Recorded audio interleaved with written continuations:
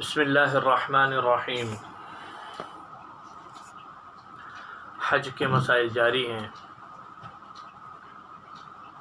اب طواف افاضہ یعنی طواف زیارت، جسے طواف رکن، طواف فرض وغیرہ بھی کہتے ہیں، اس کے تعلق سے ذکر کر رہے ہیں۔ اب تک مزدلفہ کی شب باشی تک کا ذکر ہو چکا ہے۔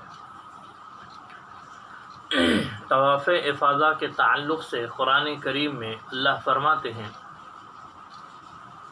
وَلْيَطَّوَّفُوا بِالْبَيْتِ الْعَتِيقِ، سورہ حج کی آیت ہے، اور انہی ایام معلومات میں اس مامون گھر یعنی خانہ کعبہ کا طواف کرے۔ یہ طواف زیارت کہلاتا ہے جو کہ فرض ہے۔ اس سے پہلے جو طواف کا ذکر آیا تھا وہ طواف قدوم ہے، اور وہ امام شافعی علیہ الرحمہ کے نزدیک سنت ہے۔ مینا کے مذکورہ اعمال سے فارغ ہو کر 10 ذی الحجہ کو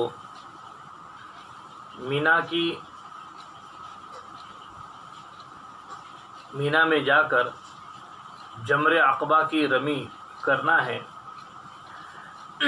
تو وہاں سے فارغ ہو کر مکہ مکرمہ روانہ ہو اور طواف رکن انجام دے۔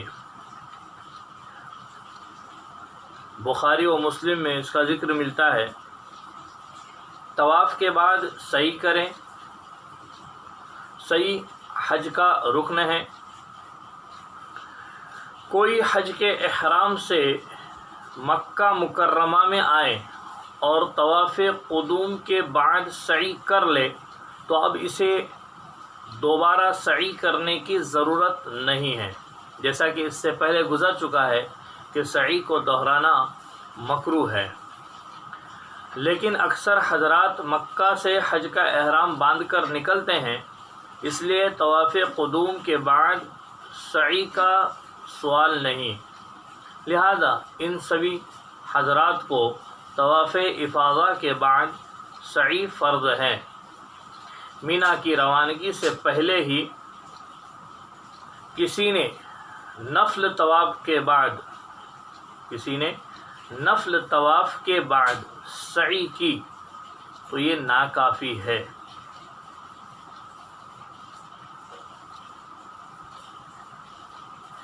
طواف اور سعی سے فارغ ہو کر پھر مینا لوٹ جائیں تاکہ وہاں شب گزاری ہو۔ یوم النحر کے اعمال کو اسی ترتیب سے انجام دینا مستحب ہے۔ 10 ذی الحجہ کے جو اعمال بتلائے ہیں وہ ترتیب سے انجام دینا امام شافعی علیہ الرحمہ کے نزدیک مستحب ہیں، یعنی پہلے رمی، پھر ذبح یعنی کہ قربانی، پھر حلق یا تقصیر، اور پھر طواف و سعی۔ یہ ترتیب واجب نہیں ہے، کیونکہ آپ صلی اللہ علیہ وسلم سے، حضور اکرم صلی اللہ علیہ وسلم سے ایک شخص نے عرض کیا کہ میں نے رمی سے پہلے حلق کر لیا، تو آپ صلی اللہ علیہ وسلم نے فرمایا اب رمی کر لو، کوئی حرج کی بات نہیں۔ دوسرے نے آ کر عرض کیا یا رسول اللہ صلی اللہ علیہ وسلم میں نے رمی سے پہلے ہی طواف افاضہ کر لیا، تو آپ نے فرمایا اب رمی کر لو، کوئی حرج نہیں، کوئی بات نہیں۔ صحیحین کی روایت میں ہے کہ آج کے دن یعنی 10 ذی الحجہ کو آپ صلی اللہ علیہ وسلم سے کسی بھی عمل کے آگے پیچھے ہونے کے تعلق سے سوال کیا گیا تو آپ نے فرمایا بقیہ اعمال انجام دو، کوئی حرج کی بات نہیں ہے۔ تقریباً انجام دی جانے والی ہدی کی قربانی کے علاوہ بقیہ مذکورہ اعمال کا وقت 10 ذی الحجہ کی نصف شب کے بعد ہو جائے گا، جبکہ اس سے پہلے وقوف عرفہ کا فریضہ انجام دے چکا ہو۔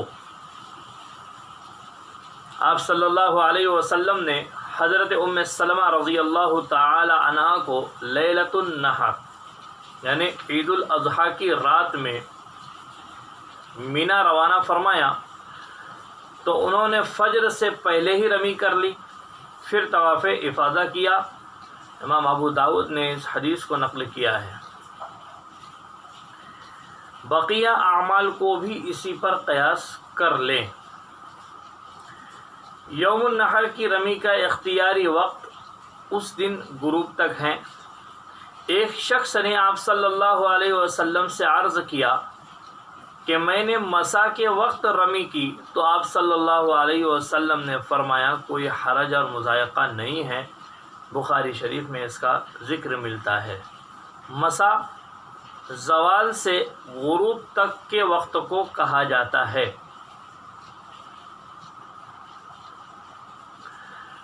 وقت جواز ایام تشریق کے اخیر تک باقی رہے گا۔ امام رافع رحمۃ اللہ علیہ نے صراحت فرمائی ہے کہ 10 تاریخ کی رمی کا افضل وقت زوال تک ہے، تو گویا 10 تاریخ کی رمی کے 3 اوقات ہوئے: وقت فضیلت طلوع آفتاب سے لے کر زوال تک، وقت اختیار زوال سے لے کر غروب آفتاب تک، اور وقت جواز یعنی غروب آفتاب سے لے کر ایام تشریق کے اخیر دن تک۔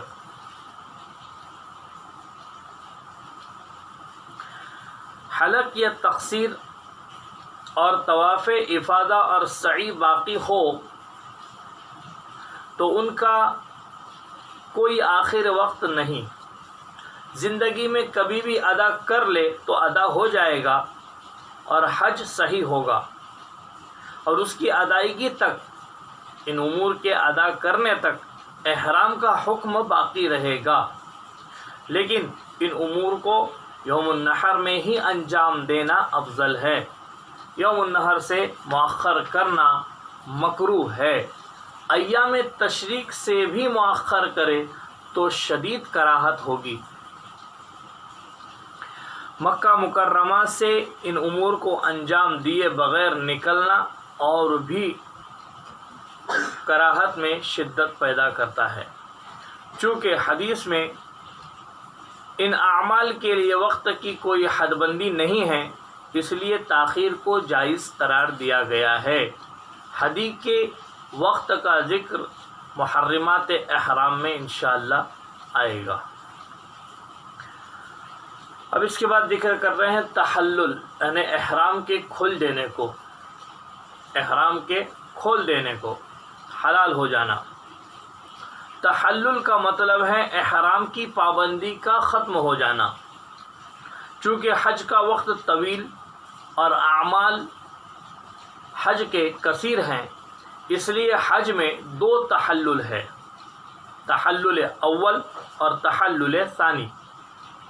تحلل اول کے بعد بعض پابندیاں ختم ہو جاتی ہیں اور بقیہ پابندیاں تحلل ثانی کے بعد ختم ہوتی ہے۔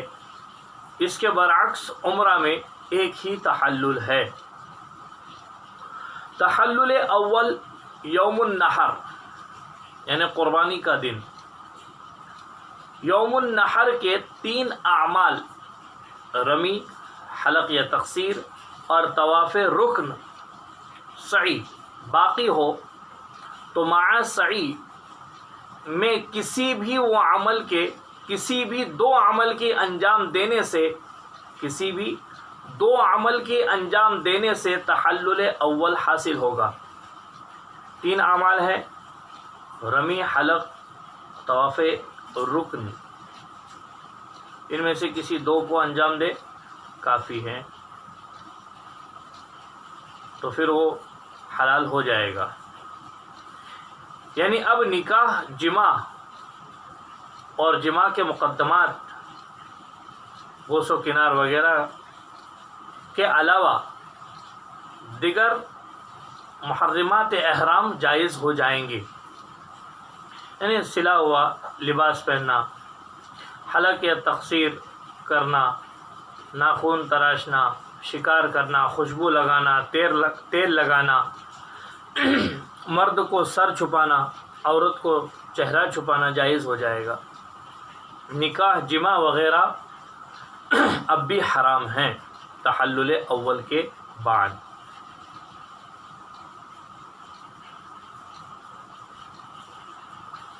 کسی کے سر پر بال ہی نہ ہو تو رمی اور طواف میں کسی ایک کے انجام دیتے ہی تحلل اول حاصل ہوگا۔ سر پہ بال ہی نہیں ہے تو 3 اعمال بتلائے تھے تحلل اول کے لیے، حلق اس میں سے ایک عمل تھا۔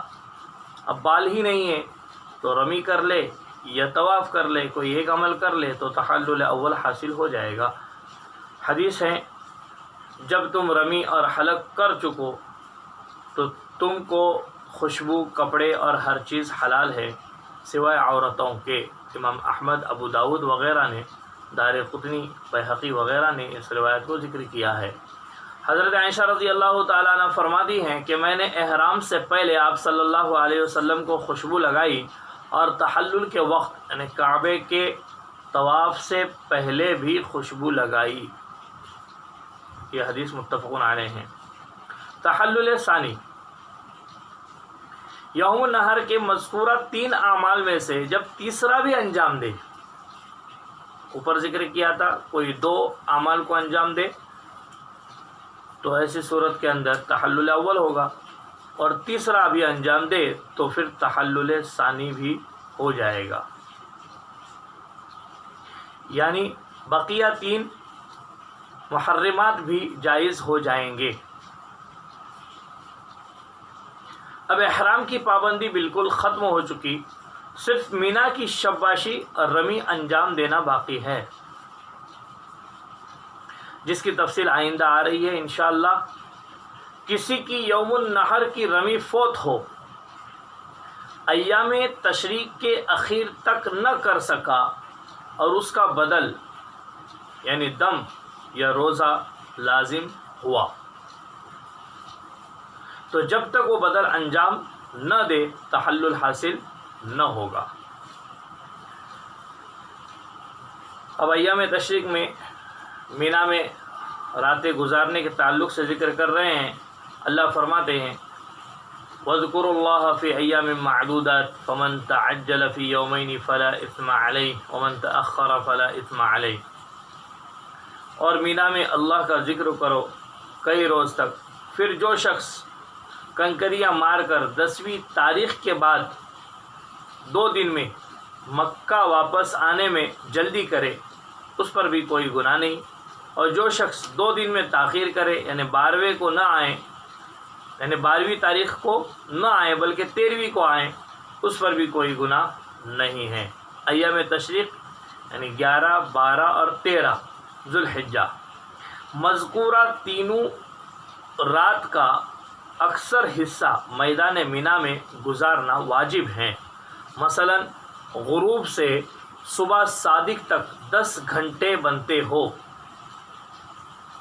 غروب سے صبح صادق تک اگر 10 گھنٹے ہو تو 5 گھنٹوں سے کچھ زائد وقت میدان مینا میں گزارنا واجب ہے، کیونکہ صحیح احادیث سے آپ صلی اللہ علیہ وسلم کا یہ عمل ثابت ہے، اور آپ صلی اللہ علیہ وسلم ہی کا فرمان ہے حج و عمرے کے اعمال کو مجھ سے حاصل کرو۔ ایام تشریق کے ہر روز زوال کے بعد 3 جمروں کی رمی واجب ہے، جمر اولا، جمر وسطی اور جمر عقبہ۔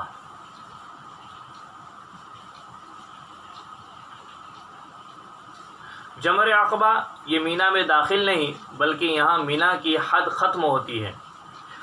اگر کوئی 12 ذوالحجہ کو رمی کے بعد مینا سے نفر اول کے ارادے سے روانہ ہو جائیں اور دوبارہ 13 کی شب باشی کے لیے لوٹنے کا ارادہ نہ ہو، اور اس سے پہلے 2 شب یعنی 2 راتیں مینا میں گزار چکا ہو یا عذر کی وجہ سے چھوڑ دیا ہو تو یہ جائز ہیں، اور 13 تاریخ کی رمی اور شب باشی ساقط ہو جائے گی۔ اسے نفر اول کہتے ہیں۔ روانگی کا سفر شروع ہو جائے اور میدان مینا سے نکلنے سے پہلے ہی غروب ہو جائے، یا روانگی کے بعد کسی سبب سے یا بلا سبب دوبارہ مینا میں جائیں، تب بھی 13 تاریخ کی شباشی اور رمی اس پر لازم نہ ہوگی۔ اگر بلا عذر 11 اور 12 کی شباشی کو چھوڑ دے یا 12 کو زوال سے پہلے ہی روانہ ہو جائیں یا زوال کے بعد بغیر رمی کیے ہوئے روانہ ہو جائیں، تو اسے نفر اول کی اجازت نہیں ہے، اور 13 کی شباشی اور رمی ساقط نہ ہوگی۔ البتہ آخری 2 صورتوں میں 12 کو غروب سے پہلے مینا لوٹ کر رمی کر لے تو اب نفر اول پر عمل کر سکتا ہے۔ 13 تاریخ کی شباشی اور رمی کے بعد مینا سے روانہ ہونے کو نفر ثانی کہتے ہیں۔ امام 10 ذو الحجہ کو نماز ظہر کے بعد ایک خطبہ دیں، جس میں حجاج کرام کو ایام تشریق کی رمی اور نفر اول کے مسائل وغیرہ اور الوداعی پیغامات دیں۔ یہ کچھ باتیں تقریباً اب حج کے مسائل اختتام پر ہیں، آپ کے سامنے پیش کی گئی ہیں۔ اب رمی کے صحیح ہونے کے لیے کیا شرائط ہیں، انشاءاللہ آئندہ اس کو ذکر کریں گے۔ آپ اس پیغام کو لوگوں تک پہنچائیں جو اس سال مکۃ المکرمہ میں اور سعودی عرب میں رہ کر حج کریں گے، تو ان کے لیے آسانی ہو، اور آئندہ کے اعتبار سے بھی ہمارے آپ کے لیے اور امت محمدیہ کے لیے آسانی ہو۔ اللہ عمل کی توفیق عطا فرمائے۔ جزاکم اللہ خیرا فاحسن الجزاء فی الدارین، وآخر دعوانا ان الحمد للہ رب العالمین۔